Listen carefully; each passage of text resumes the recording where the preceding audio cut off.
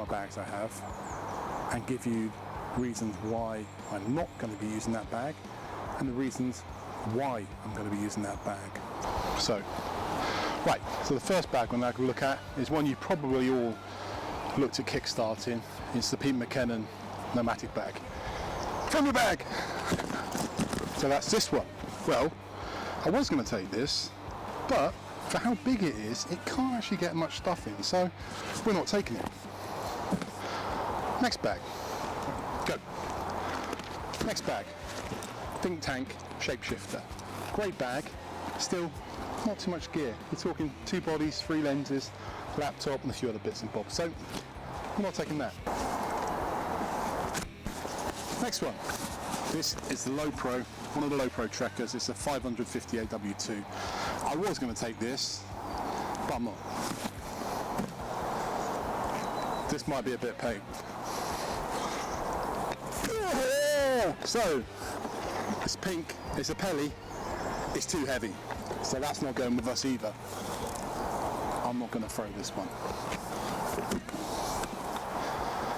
Next one. Thank you, assistant. This is the boundary bag, the Prima to be precise. Great bag, again, too small. That's not coming. And last off, the bag I'm taking, thank you, Jay, is the Think Tank Airport Accelerator.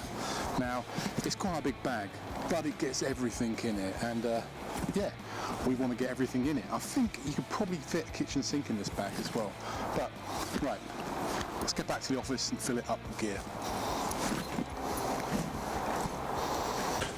So I've shown you the bags, and I'll show you the one I've picked to take with me, which is the Airport Accelerator from Think Tank. Now, there's a few reasons for this, especially over something like the McKinnon bag, is the fact that the Think Tank is quite simple. It's basically kind of a box with straps and means there's square corners and everything fits in, whereas the McKinnon bag's got bends and curves, and so it doesn't all fit in properly. So I'm going to go with the Think Tank because it just gets everything in. So let's talk about cameras. What cameras will I be taking with me? I've stripped back a little bit this year, so I'm taking 2 main cameras and a compact. The camera I'll be taking 2 of and using the most is this. This is a Canon EOS 1DX Mark III. This came out start of last year. Was meant to be for the Olympics. Of course, the Olympics didn't happen, which happened in this year. But it's a hammer. It's just my favourite camera. It fits right, everything feels right, and top of that, now it's got great video on, because at the moment I'm filming this on one of these. That's the first thing in the bag, along with the other one that's filming me. Now, best lens for festival for that, and the first thing in my bag after the cameras, so second thing in my bag, but the first lens is this. It's a 28-300 3.5 to 5.6 Canon L lens with a stabilizer. So basically, this is a do-it-all lens. It's pretty good, to be honest. I love this thing. So basically, it goes from 28 to 300, which is basically a full length to a headshot or a detail. You get the half in the middle. This has been with me 10, 11 years. I've had this one. I had one before. The original version was the 35 to 350, which is a 10 times zoom. This, I believe, is about 11 times because it's a 28 to 300. It's just brilliant for a film festival. The only little difference about it, and if you've never seen this lens before, you're going to be a bit miffed by this. It's a push-pull lens, or a trombone lens, it gets called sometimes. It does that. There you go. There's no zooming like that. It's a push and a pull. And this is really good for things like Can, because I get stuck behind 2 people. I'm not allowed to use any boxes.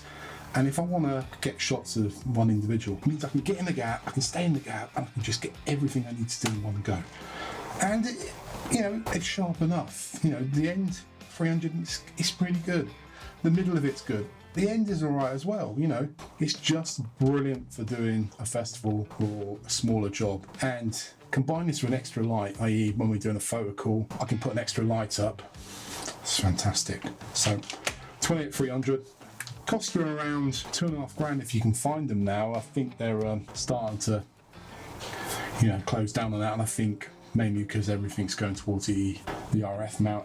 I just hope that Canon do that sort of lens for an RF mount, because it will be superb. So this is a 7200. I don't have to say anything about this because if you're into photography, you would have seen this. You would have wanted one of these. This is the one you always want, and it's just fantastic. 2.8, 7200. This is the Mark III. It's got image stabilization. It's just bees. So anyway, that's the next lens in. Following that, this is the big boy. So this is a Canon 100-400. Now, if you do know about your lens history, the original version of this was the same as the 28-300. It was a trombone, push-pull, whatever you want to call it. This isn't. This is a normal zoom out, zoom in. Now, this version, the Mark II, is incredible. You've got a 4.5 to 5.6 lens on it. IS. This just is a fantastic lens as well. I can't say more about it. Then I'll have two other lenses in the bag. This is a 40mm SMT 2.8 lens. It's tiny, it's a pancake. What's this do? This is a kind of a lens cap. It means the cameras always have a lens on. So that's the first thing. This is SMT 50mm 1.8. Now this is what they refer to as a nifty 50. This lens for 100 odd quid is the best investment you'll ever make if you're starting photography. I can't rate it. 1.8. It's 100 odd quid. You go up to the next one, which is 1.4, you're talking £300 or £400, and if you go up to the 1.2, you're talking thousands of pounds. Get this, does the job just as good. There is a little wildcard lens I'm taking with me, and that is this. This is the Helios 58. Now, this is actually, I'll tell you what this is. It's a Helios 44M, if you know your Helios lenses. It's been converted for Cine. It's had the stops cut out, so the aperture just swings. I want to play around with this when I'm there for a little bit of video, maybe a bit of evening stuff, just have a play really. So that's your little wild card in the bag. Of course, the last thing kind of you have to have is these.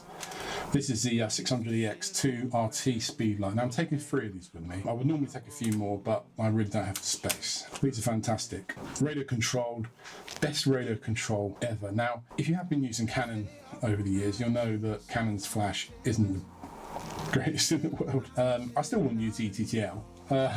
I've never used ETTL, and I will never use ETTL. I always use auto. As long as they keep doing flash guns with auto, it'd be great. But I've got about 6 of these. There's reasons why, and down the line I'll explain why. Fantastic flash guns. You can pick them up cheap. Great.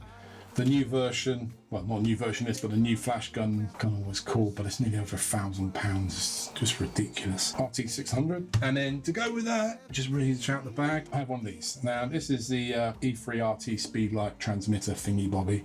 So what this does is controls these, and it will control multiple ones of these. It's good. I'm going to do something on these eventually. Sorry, I'm a bit slack recently, but yeah, this just lights up. You can control the flashes. You can control the flashes from this as well. Just gives you an extra dimension to your system. So, I've just put everything back in this bags, but I've got one last camera I'm taking with me, and it's a goodie as well. It's all wrapped up in here, keep it nice and safe. This is a Fujifilm X100V. It's, well, some would call it the poor man's Leica. I think to call it the sensible man's Leica. This costs 1,200 quid and the Q costs 4.5 grand.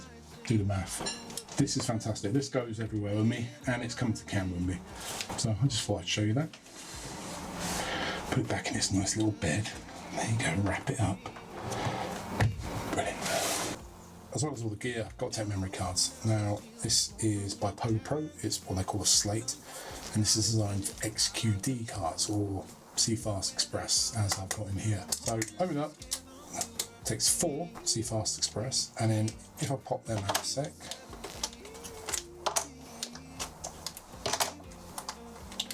they don't want to jump out on me. Takes them 4 SD cards. I pop them out, takes 4 micro SD cards. They all go in there. That comes with me. It stays in my pocket or in my pouches and what I'm working with. And then in here, a few extra spare CF Express, spare SDs, and then the little adapters that take the micro SD into the SD slot. So that's all the memory cards. It's always the wife in the background, isn't it? trying to make a gin, getting the ice out of the freezer, shouting at the dog. No, nothing to do with knowing I'm filming in here or anything like that. Are you finished banging around?